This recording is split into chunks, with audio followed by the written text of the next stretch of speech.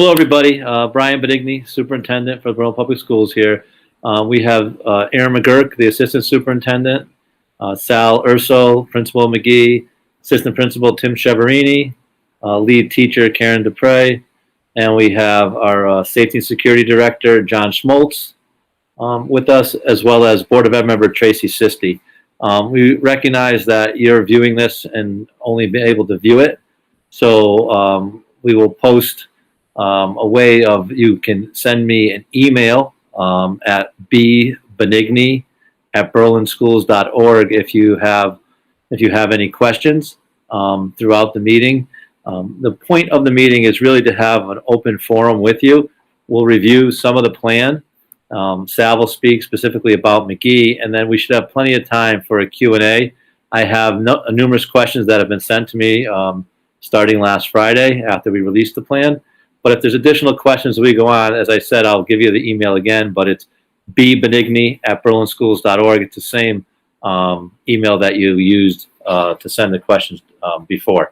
But with that, I'd like to talk a little about how the plan was formed. As you know, the state released some requirements and guidelines. We had a reopening committee that met with the Connecticut Center for School Change and numerous other districts across the state, really building a framework for developing a plan. We then spent 5 days as an administrative group with the principals, working together and each building working with their administrative team on how best to implement the plan at each level. The requirements that are specified by the plan have all been met within our plan, and to the best of our ability, the guidance or suggested areas, we've tried to meet those to the best of our ability given the resources that we have. And we'll talk a little bit more about that in building the plan.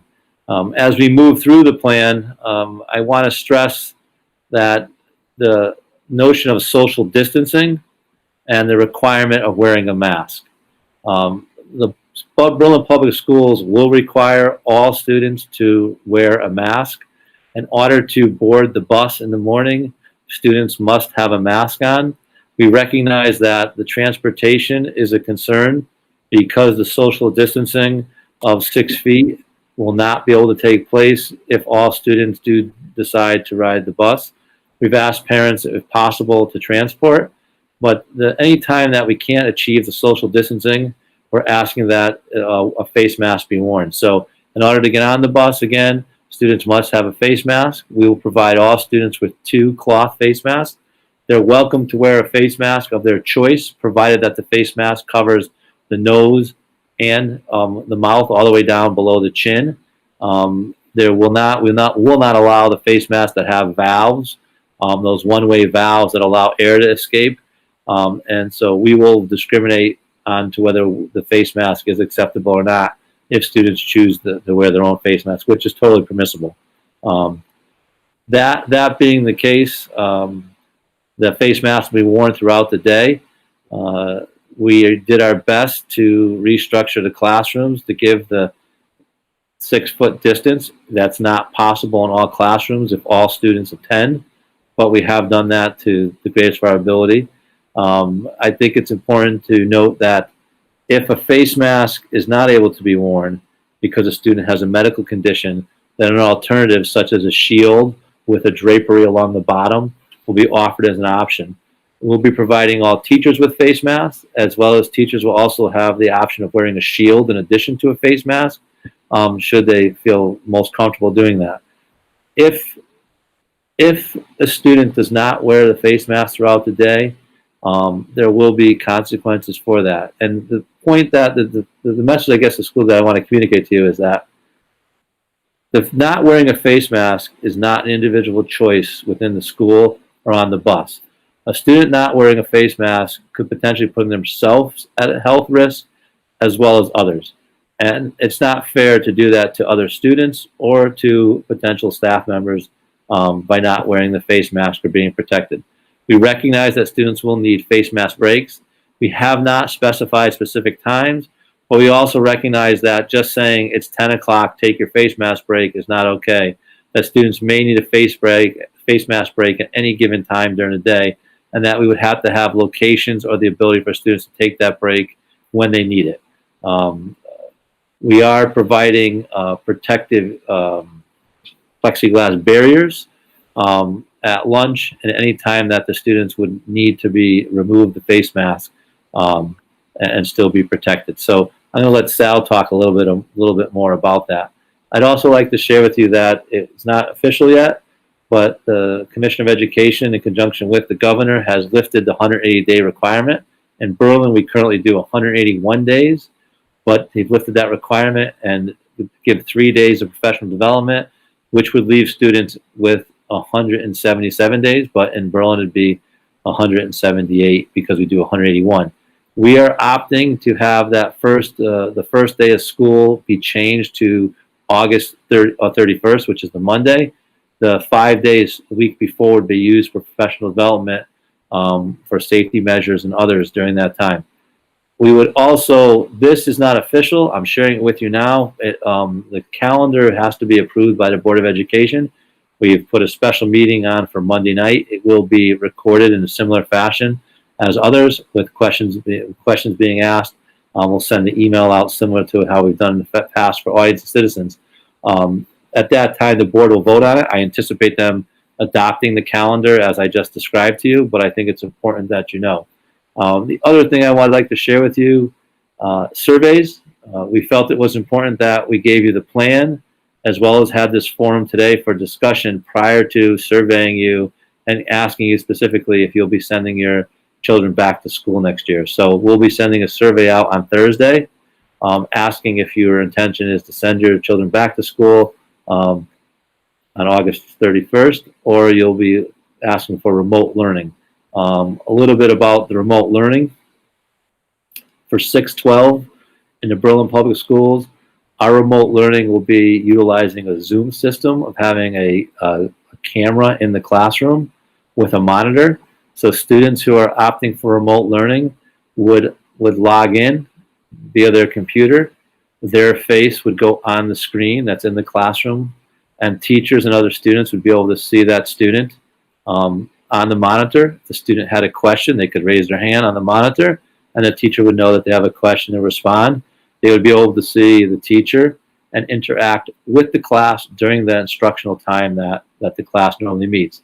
So students would be in the classroom receiving live instruction, and students would also be receiving instruction remotely in a real-time setting.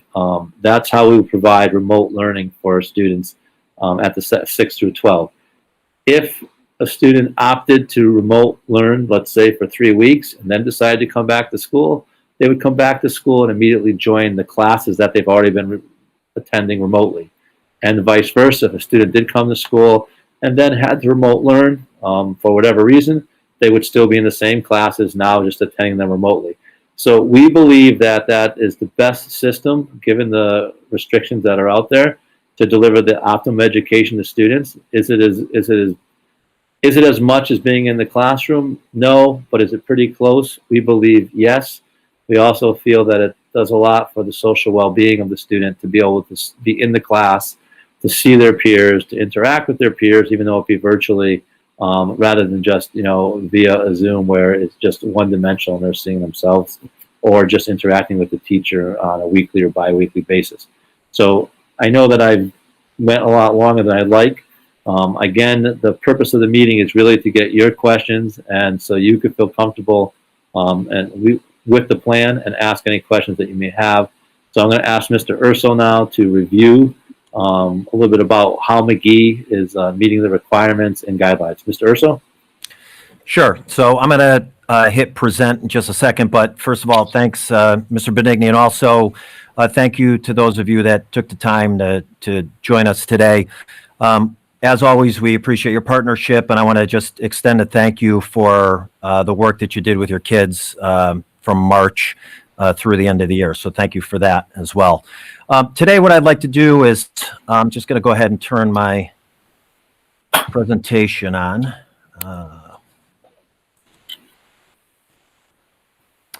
So I have a few slides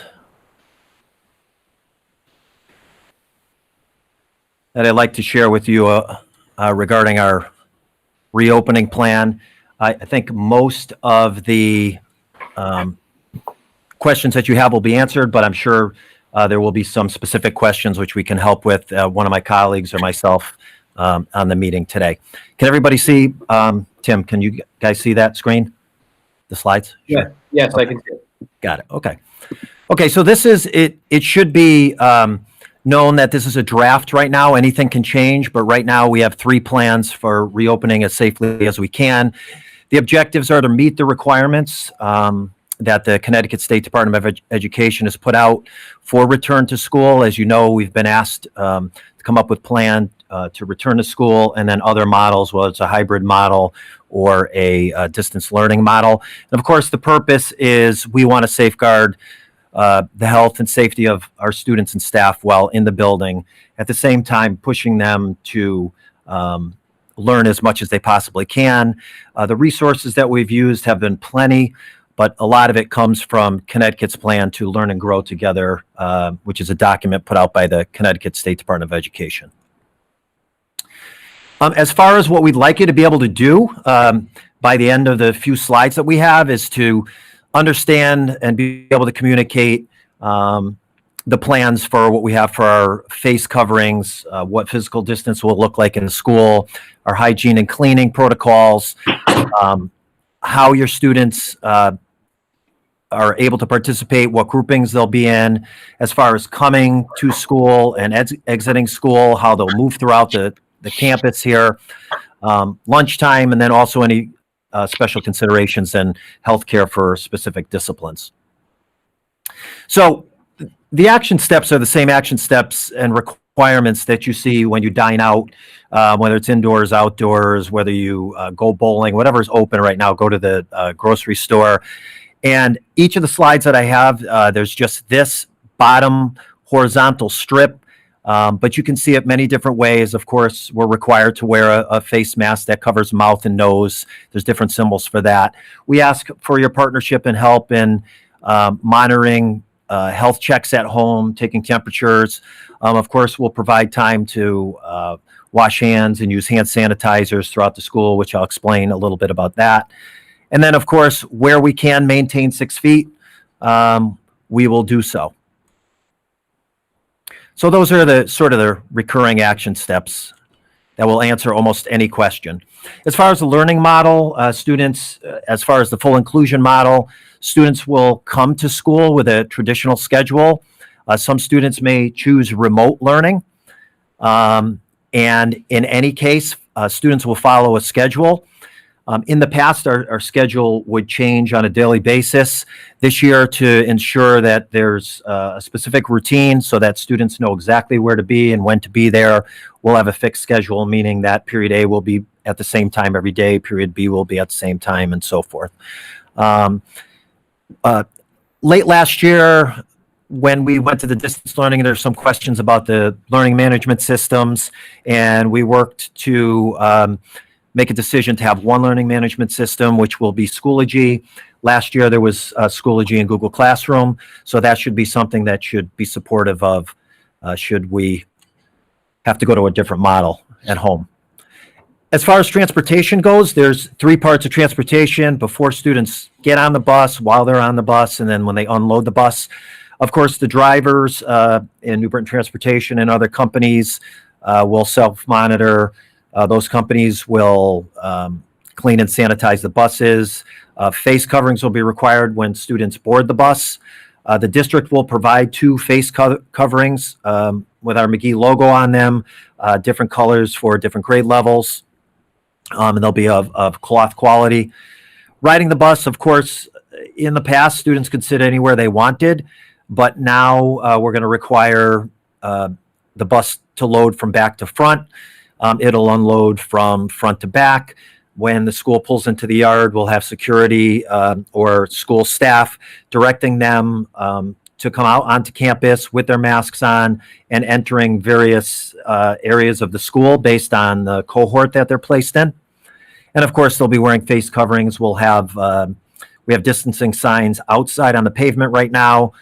To make it feel a little bit better, McGee's at a little bit of an advantage because we have 150 students and staff reporting for summer school right now, so some of these protocols are in place and seem to be working very well. The groupings, in the past, students were grouped by team. They certainly will continue to be grouped by team and grade level as much as possible. We will be doing some hand scheduling to allow for students that are on a grade level in a team to be in exploratory classes where that wasn't always as carefully monitored as it did before these times. So Mr. Shiverino will be doing some hand scheduling. As far as lockers, students will be assigned a locker, but they'll be allowed to carry backpacks in the school to reduce the amount of time they need to go to their lockers. Any locker, large group passing time will be staggered access. So students will be in the hallways at different times, but they will be traveling by cohort. There are some exceptions, however. Transportation certainly will not be by the cohorts that we have in the school, extracurricular or athletics, and there are some special education requirements where students may be, they will be in a cohort, but they may go out to a smaller group and then return back to their cohort as well. Again, staggered dismissal schedule. We have our mapped out locations. We'll close out some stairwells that are narrower than others. So we'll monitor the way that students travel throughout the building in large groups. There still will be some common areas, whether it's the wellness center, the gym, the cafeteria, hallways, labs, music and exploratory classes, or other places, but we will continue to follow the Center for Disease Control requirements, which once again you see on the bottom strip here as far as the masks, the physical distancing, and the cleaning. Students will pick up Chromebooks in the morning. They'll return them to their carts at the end of the day in the same location. So Chromebooks, there's no need for them to be shared as in the past. If they're using something, materials like a Mac lab, and we only have so many machines, we will provide cleaning supplies. Certainly we'll increase our supervision and feedback in the hallways and in those common areas. Areas like band and chorus, we will increase the physical space as needed. We'll have students facing one direction, not only in band and chorus, but anywhere in the building that we can. We'll use multiple spaces, for example, the band room, the chorus room, maybe the auditorium. As far as phys ed, we're going to try to get students outdoors as much as possible. There's planning right now with our K-12 coordinator of health, wellness, and PE, as we might have to do some curriculum changes, modifications, or accommodations. The locker room will be closed. We have installed no-touch paper towels and hand sanitizer dispensers in classrooms and in hallways as well to keep students safe and meeting that requirement for cleaning. I'm going to turn it over to Mr. Shiverini to talk about our food service. Yes, thank you, Mr. Urso. Hi, everybody. Thanks for attending today. Hope you're all staying safe and healthy. In the past at McGee, we've had 4 lunch waves, and in each wave, there's been approximately 160 students. And our goal through this plan is to reduce the size of groups and to maintain the integrity of cohorts within the lunch waves. So we're going to be reducing the size of those waves significantly. And the way we're going to be doing that is by using multiple spaces. So lunch will be provided by cohort using a combination of the cafeteria, the gym as an additional eating space, and classrooms. Breakfast will be grab and go. Breakfast will be provided, and students will obviously follow the social distancing and mask guidelines, the CDC guidelines, and will be tightly supervised as they go to pick up breakfast in the morning and as they go to retrieve their lunch from the caf. All meal items will be provided in closed containers by our food services, so students will still have choice in terms of what they would like to eat. They could have a cold lunch, such as a grinder, or choose to have hot lunch on any given day, but it will be provided in a closed container. So in terms of a la carte items, that will be somewhat limited due to the fact that we need to have closed containers due to safety issues. So that's how we're going to reduce the size of our groups in lunch and make sure that we stay and maintain the integrity of cohorts during eating times. Thanks, Tim. As far as, so looking at, training for teachers, visitors, and some of the healthcare that's happening in the schools, we will have training. Of course, this is pending Board of Ed approval to add a couple of days. However, the training for the anything that's related to COVID, anything that's related to safety, we can add that during that first couple of days. Again, I said that we have no touch paper towels, masks. We have bought some of the splash guard shields for staff. We will have holding rooms for students if they become sick. We're going to be monitoring through the nurses' room, communicating between the principal, the superintendent, who will work with the CCHD to inform any measures that need to take place should a student or staff member become ill. And of course, we have our visitors would be limited to conducting business on campus as well.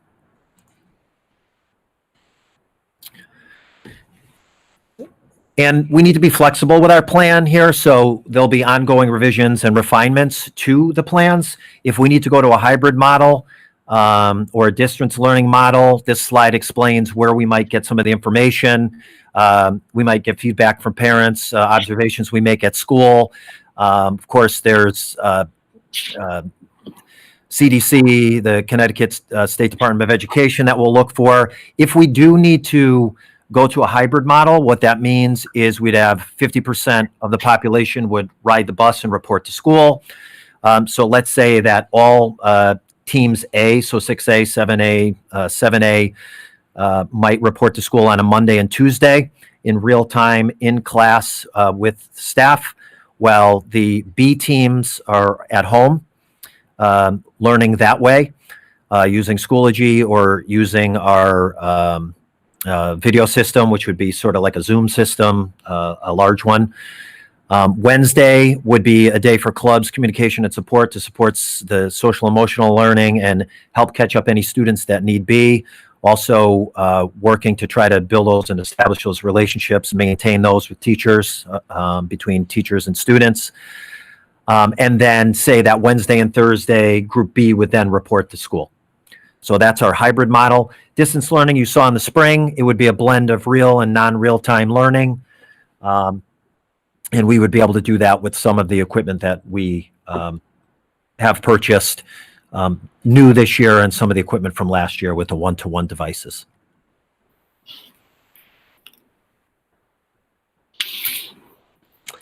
Now, I know there'll be some questions, and I'm going to leave it open to questions, but this is just the first slide to sort of have you reflect on. Hopefully we learned a little bit about the face coverings, how we're going to distance students, some of the hygiene and cleaning available to us, who can participate and when, what the student groupings will look like, how we're going to move throughout the school, eat lunch, and then some special considerations at the building.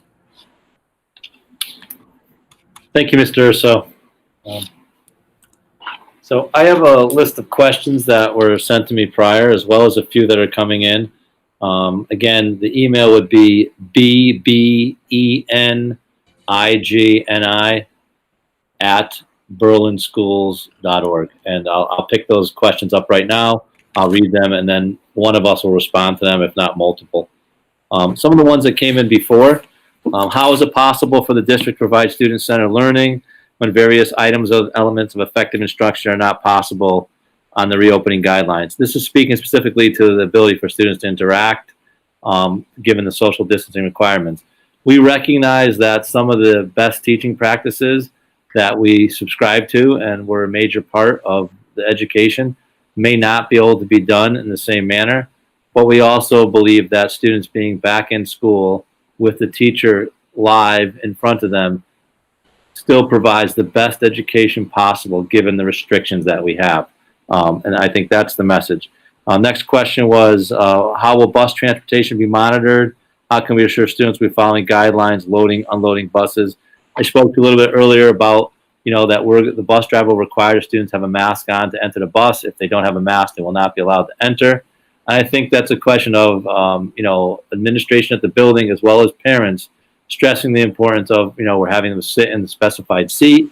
We're asking them to sit forward. We're asking them to keep the mask on.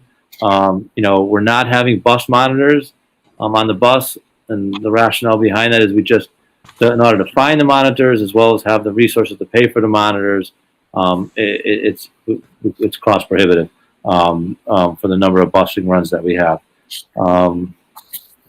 The next question is, please clarify what it means to be visually observed for symptoms of COVID.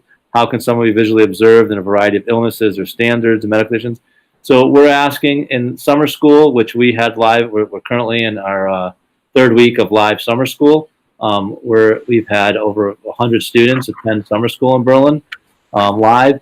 At that point, the guidance for the summer school plan, which was written, months ago, was the temperature check all students and staff. The current plan does not require the temperature checking of students and staff. We are discussing it further, whether that should be something that we do. The reason it's not in the plan, we did contact the Central Connecticut Health District, which is the one that oversees Berlin, and did speak to Charles Brown. And the belief is that the reading of the temperature does not give us data that is that predictive as they first thought it was. So that's really the rationale why we're not checking the temperatures. We talked a little about face covering. There's a question on face covering, and if students can't wear a face covering, the use of a shield. Ventilation systems in the schools. There's been requirements by the state about asking the ventilation systems to bring in as much fresh air as possible and to run them through the night, to not have them, go into energy saving mode to provide the maximum turnover of the air in the building. How will mask breaks be offered to students? As I said before, we don't have clear guidelines at every building, but what is consistent is that we know that students will need to take a mask break when they know they need to take a mask break, as well as scheduled times throughout the day. If they feel they need a mask break, they'll be provided the opportunity to do that in a safe environment. The question of what happens if we do have a positive case or someone suspected with COVID, that'll be a phone call to the Central Connecticut Health District. It'll be speaking to the director. The director will then ask questions specific about what was the cohort like, what was the mapping of the student, what are the students, how many students they come into contact with. From there, they'll direct us whether it's a 72-hour shutdown, whether it's a 2-week quarantine, whether it's a whole grade level, whether it's a team. Based on the information that's shared, they will make the decision that they feel is most appropriate and then guide us through it.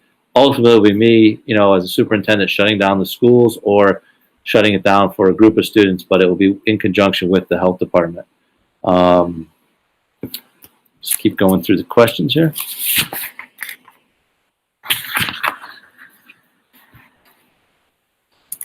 I know, Mr. Urso, you spoke about cohorts again. I don't know, Mr. Urso, Mr. Cheverini, if you want to speak about the cohorts. The question I have here, for several weeks it's been mentioned cohorts. I was wondering if the cohorts are geared towards children at the same academic level. So if you just want to reiterate the cohorts, Tim, that'd be great. Yes, absolutely. So we won't be grouping students by academic level. What we're going to do, the goal is to keep students traveling as much as possible within the smallest group possible within the cohort, within the team, but there will be mixed ability levels in classes. We will not be assigning students to groups based on ability level. Thanks, Tim. Next question, if you decide to send your child to school in the fall, is it possible after a couple of weeks to opt out and go to remote learning? Yes, it is. As I said earlier, the ability to opt out. What can't happen is you can't go to school and say, well, I'm going to go to school on Tuesday, Wednesday, and Thursday, and then I'm going to remote learn on Monday and Friday. It has to be consistent for a period of time. Either you're remote learning or you're live in the classroom. How are masks regulated in their cleanliness if parents are responsible for sending children to school already wearing them? When you say 2 masks per student are available, do they change their mask upon arrival, 1 period by school, or is that backup measure? The thought is that 1 mask could be washed when needed and there's another mask that's available. But I think the question is that teachers will show the students and demonstrate how to wear the mask in an appropriate manner, and then hold students accountable to wear it in that manner where it covers the nose and the mouth over the chin. Another question was on temperature checks, and I said that, we'll be talking about that, whether that's something that we want to implement. Currently we're not, but we'll talk about that further. While I'm certain everything possible is being done to safeguard our children while in school, I'm concerned about the middle school classroom rotations. Would the kids be expected to rotate classroom to classroom, with the exception, of course, of specialty classes, art, music, gym? Or will the teachers be rotating respective classrooms? Sal or Tim, do you want to address that? Sure. If we return to school, it will be a traditional schedule. They wouldn't be able to just rotate for exploratories because those classrooms need to be used each of the class periods. So the idea is that there'll be a staggered schedule. 8th grade is in one location, 6th grade's in another, 7th is in another. There'll be markings on the floor. There'll be teachers in the hallway. And so students will need to get to their science labs as well. So those are the ideas, that students will travel in the building on the right sides of the hallway. Each of the hallways is at least 6 feet apart on the right and left, and then there'll be arrows. If they walk on the arrows, they'll be socially distanced. Thank you, Mr. So one of the other questions is, my son's going to 5th to 6th grade, transitioning, use of the Chromebook. Typically at 6th and 9th grade is when that students would receive a new Chromebook. I know at the middle school we shifted last year, was it last year or year before, to a model where the Chromebooks were kept in school in the classrooms. I think given the situation that we're in this year, I'm not sure, Mr. Urso, maybe a comment that students may be holding on to their devices, correct? So we have a plan, if people are going to be coming to school every day, that students would pick up their Chromebooks in the morning in their first period core class, and at the end of the day, they would return to that first period core class and return the device to the classroom. It would be their only device. If we had to go to a hybrid model, then the machines would absolutely go home. So I have a question about instrumental music, and I don't know if anyone wants to add to this. Instrumental music, the students would remove their masks, which means social distancing must take place. Typically that's at 6 feet, but when you're talking about instrumental or vocal music, that social distancing goes to 12 feet. So finding the appropriate place to have practice and so on is something that, I know Sal and Tim are working on, whether it's in the auditorium or it's in the gym or it's outside at that point when you have that large of a group getting together. Even if it's a class where you need that type of distance. So,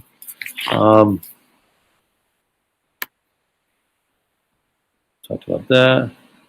What kind of PPE can we expect teachers and others to be wearing other than masks? Teachers will be offered the face shield, should they like a face shield, in addition to the mask, as well as a desk sneeze guard, I guess, which is really a sheet of plexiglass. Will there be school sports programs? At this point, we have a new AD, Dave Francolangia, and the CIAC is still planning on having fall sports at this time. We'll just have to monitor and go with their guidance on whether they would take place or not. Question about driving their children to school. Worried about congestion of the cars, as well as the amount of time it may take. We're working on various plans to expedite this, but to also do it where students have to stay socially distanced, so it's not as though 3 cars drop off their students and they all can walk in together. But we recognize that there may be some delays if you have a student that goes to the high school and then to McGee. But we are working on that at all levels. What happens if a student who attends in-person classes tests positive?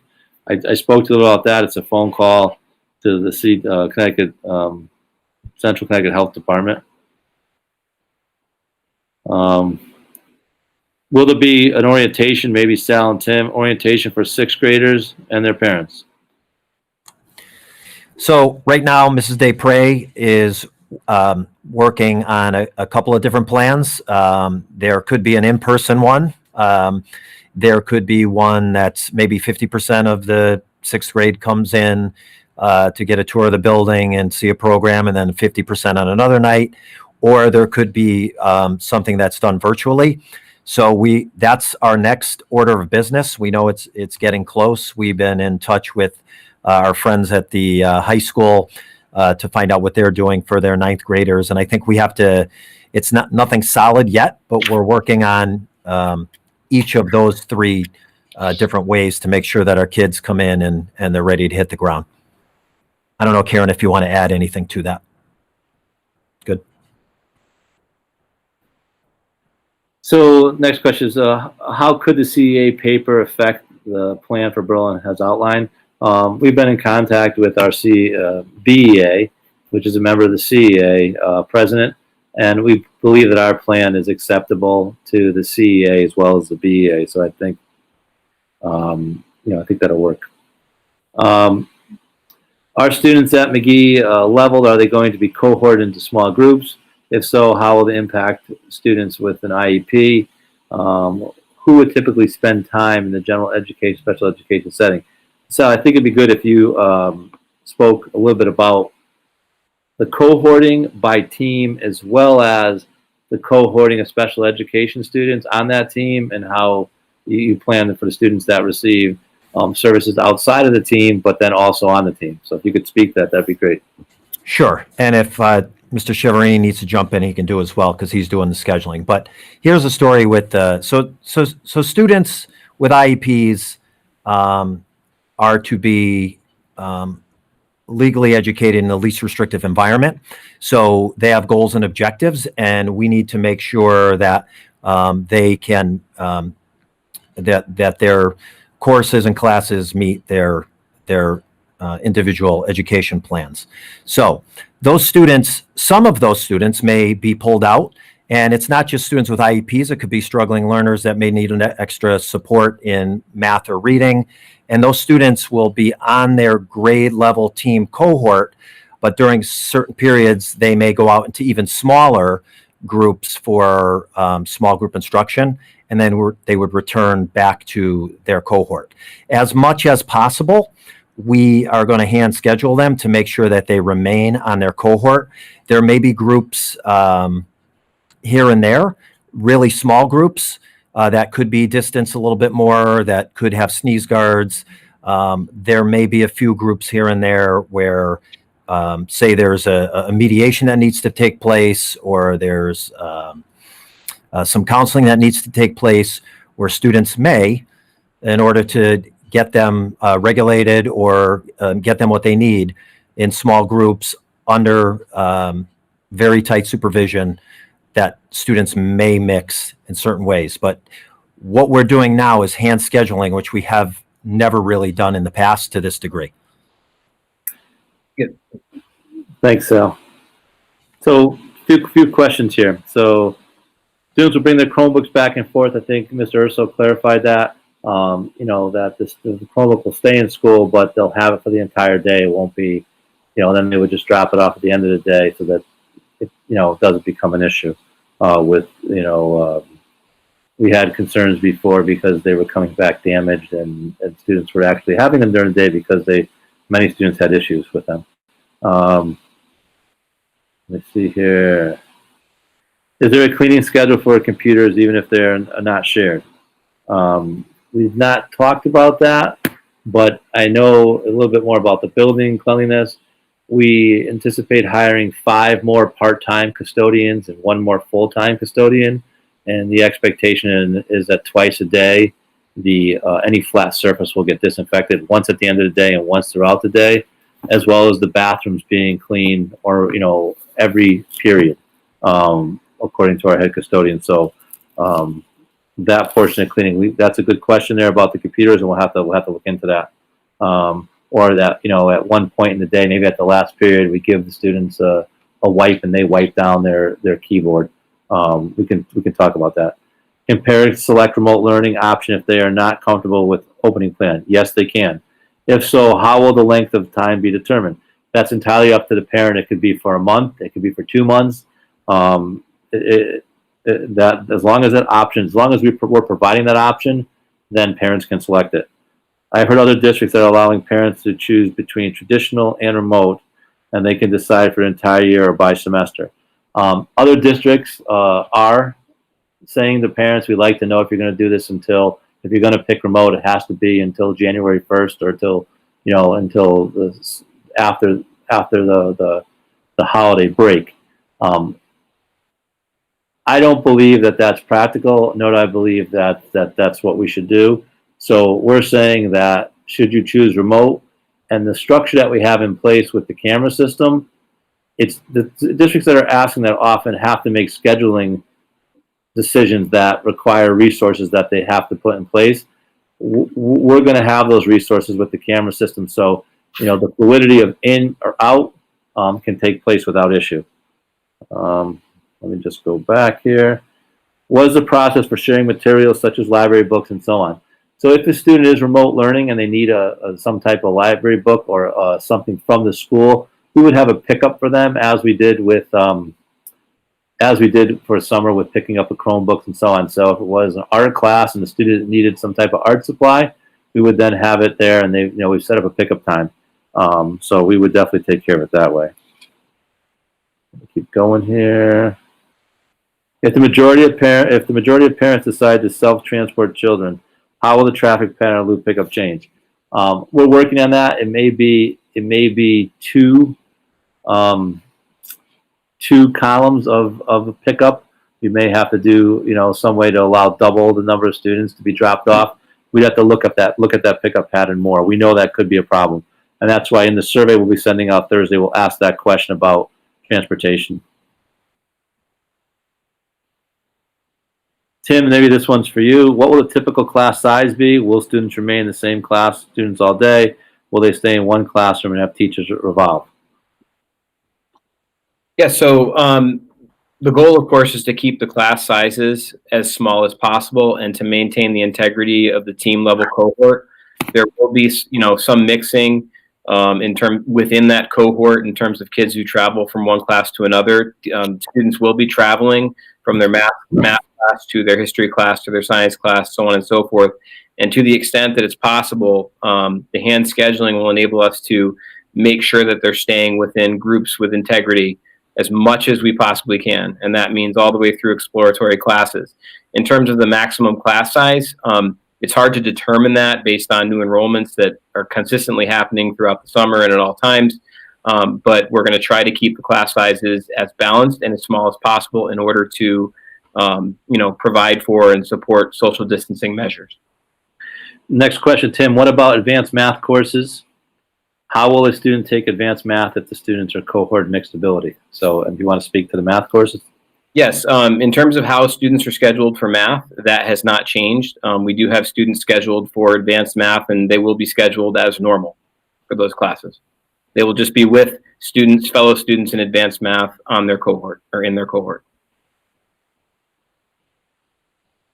And the next question here is, how will the district provide for special education students that are unable to learn through distance learning if we end up closing school again?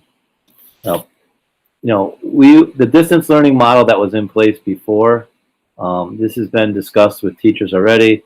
We understand the expectation from you, the parents, and the expectation from the teachers, as well as us as administration of the district and the Board of Ed, will change greatly. For instance, the amount of live interaction with the teacher would definitely increase dramatically. The expectation of student attendance and how students attend, meaning that the video monitor must be on. You can't have a hoodie over your head and act as though you don't know what's going on in class. We recognize that we went into the distance learning and there were some lessons learned. But we built it on the go, and we know where we need to tighten things up. So it would change greatly if we go in. So how would the special education students be taught virtually if we were in distance mode? I think the individual instruction that they would get via a para or via the teacher would increase drastically if we were in that mode. So, let me just get the next question.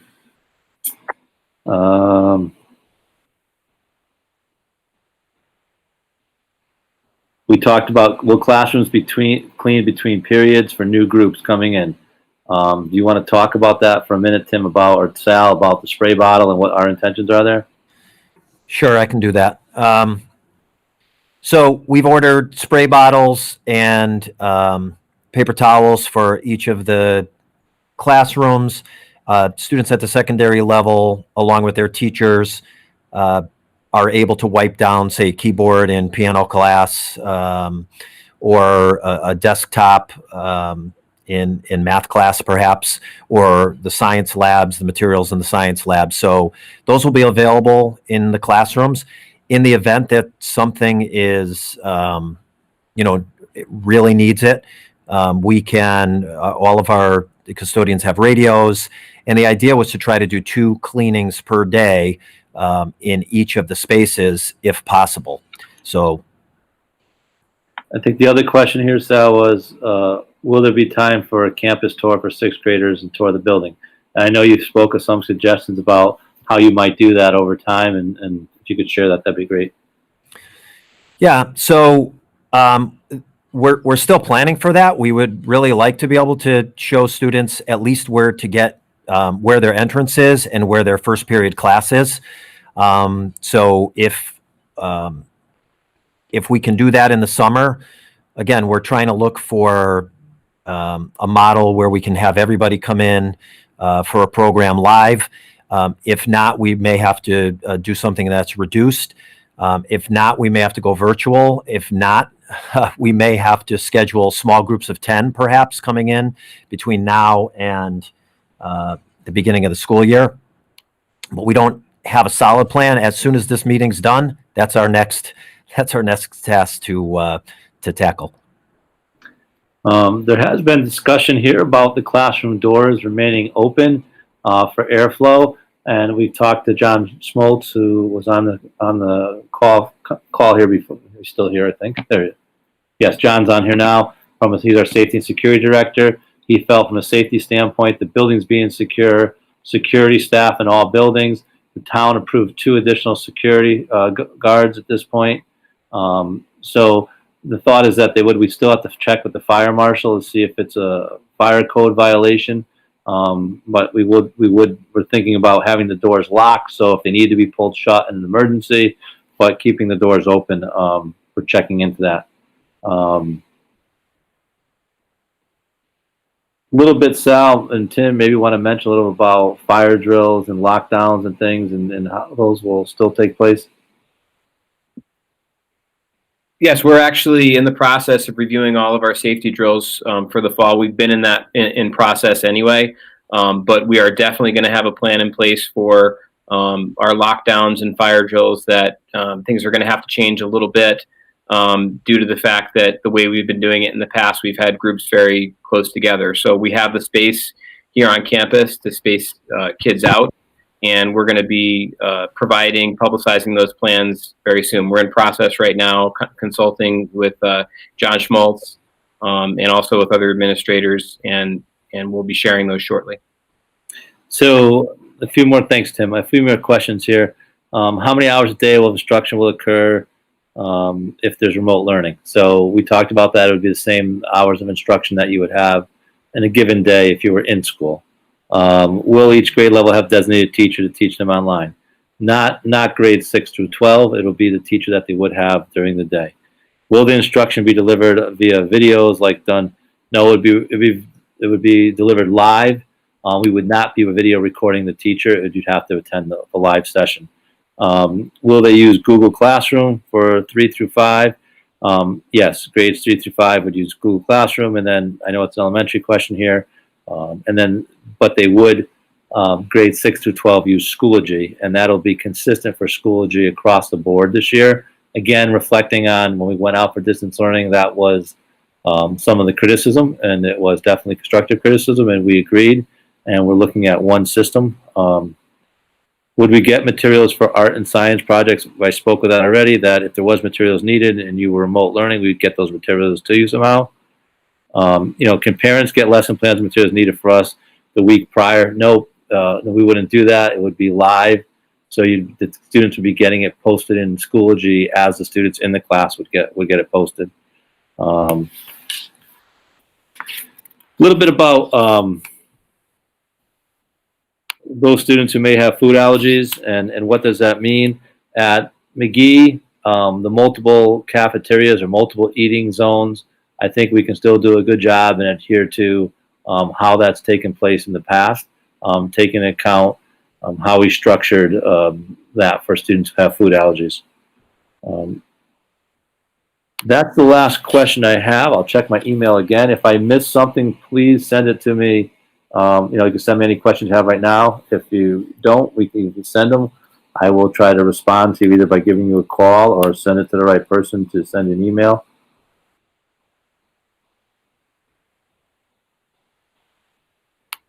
So, Aaron, if you have anything else you'd like to add, Aaron, or Karen, or John, or anyone who's Sal or Tim at this time? No, just that once again, we really appreciate your partnership. These plans are designed to be flexible. We are constantly looking at refining and revising our plans to make sure that we can have students here safely. Again, we appreciate your partnership and just the number of students that we see on campus right now. It's really refreshing to see just the energy of the students here at school. So we're looking forward to a safe opening and really, getting some energy back here in the building. I have another question here. It says, if we return to in-person classes, will our district continue to participate in the school choice program? Yes, the students from school choice are considered Berlin students. So we would continue to participate in that program. And then this question here is, if classes continue distance learning, is there a plan to revamp how it was run in the spring with various teachers assigned to each subject? It was very hard for children to connect to multiple teachers. We talked about how we would do that differently. And if we go to a complete distance learning, we'll definitely share that with you. I just got a few more emails, I think. 1 second.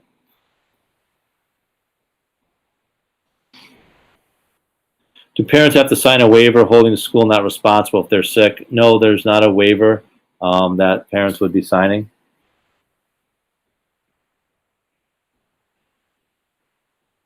Just one last question about a waiver. The one thing that we would ask parents to sign, this camera in the classroom, we do believe that it is the best way to deliver effective education given the conditions of students being remote and live. With that, there are privacy concerns with the camera. The privacy concerns are that, what's going on in the classroom can be viewed at home. So we will be asking parents to sign and students to sign that they will not record or repost any portion of the lesson. We're not going to record these lessons and post them somewhere. We're asking students to not record or post and parents not to do the same thing. That's the only type. It's not a waiver. It's just an agreement. And it's similar to the privacy agreement you sign when you take a school device that you won't use it in an inappropriate way. It's really what we're saying about the video, that you're not going to, because you now have access to the classroom, you're not going to take a video and post or use it in an inappropriate way. But other than that, there's no waiver. So I think we did pretty good. It's 4:25. I don't know if there's any more questions. You're welcome to send them to me now. I'll answer them. We said we'd go to 4:30. Doesn't always work this way. So either we went really fast and did a good job answering the questions, or people are tired of listening to us. And I hope that's not the case. Tracy, anyone that's here, Tracy, Karen, Tim, John, anyone want to add anything? I know I did a lot of talking. I know Sal and Tim did, but if you have anything you'd like to add, John has been our safety and security director. He's also been our liaison, and he will be our point person here for safety and security. He's done an outstanding job putting together the summer school program, which I'm very proud of how we're doing, and hopefully it runs as smoothly for the last weeks here. Tracy is a board member. She's volunteered her time to be on the committee and to add perspective from the board. It's the board is the link back to the community. They're representing all of you. So, if there's, Tracy's very plugged into what's going on in the community and helps to guide us into having great knowledge of, it is your school district, and we're fortunate enough to work in it and work for you. So if there's anything you'd like to add or share with us that can improve the opening, I did get one statement that I'll share with you, and, someone put it out that said, the superintendents are required to open the buildings because they're being directed to by the governor. And this is true. We are being directed to open the buildings, but I can share as opening for summer school, which was an option, I'm really glad that we did, seeing the students there engaging with the teachers, even though they're wearing masks. I really got a feeling that they're getting much more out of it than they would have if they were virtually. And I do believe that we're making it as safe as possible. And with that being said, we are charged with opening, but you need to understand that the Board of Ed is supporting us in spending the resources, allocating the resource to take some bold moves to make the buildings as safe as possible. We're not being hamstrung and saying you can't buy this or you shouldn't do that. They're saying make them as safe as possible and give the students the best education we can given the circumstances we're in. So I encourage you from that point of view, if there's something you can add to this to make it even better, please share. I thank you for your time, and please know that we're here, a phone call away or an email, and we'll try to answer any questions. So thanks again. Really appreciate your time.